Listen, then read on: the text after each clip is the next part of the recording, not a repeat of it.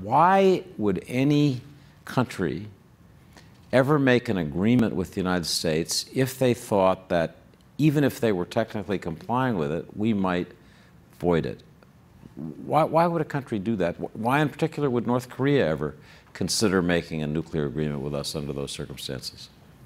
Well, first, North Korea doesn't need any pretext to break its own commitments. North Korea has been negotiating and making international commitments for over 50 years, and they seem to make those commitments only so they can violate them, just like with the agreed framework in 1994. But I think it's important, David, to distinguish between the JCPOA itself and U.S. law, specifically the Iran Nuclear Agreement Review Act. The President has to make a decision by October 15th whether to certify under U.S. law not only that Iran is fully, transparently, and verifiably complying with the JCPOA, but also that the JCPOA is in the, quote, vital national security interests of the United States.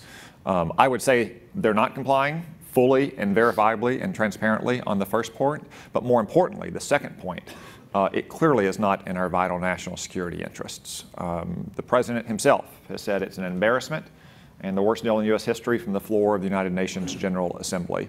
That deal ultimately puts the United States in a position of making Iran a legitimate and lawful nuclear power in a mere 8 to 13 years, assuming they don't have a covert nuclear program. In the meantime, it has empowered and enabled Iran's campaign of imperial aggression across the Middle East, which has only gotten worse and more aggressive over the last 2 years. So I think it's time for a new approach. It's time to say to Congress, say to our allies, say to Iran, that this president is not just going to continue a series of half-hearted certifications. He is going to strike out on a new direction. He's going to demand a better deal, and that he's willing to engage in coercive diplomacy to get that.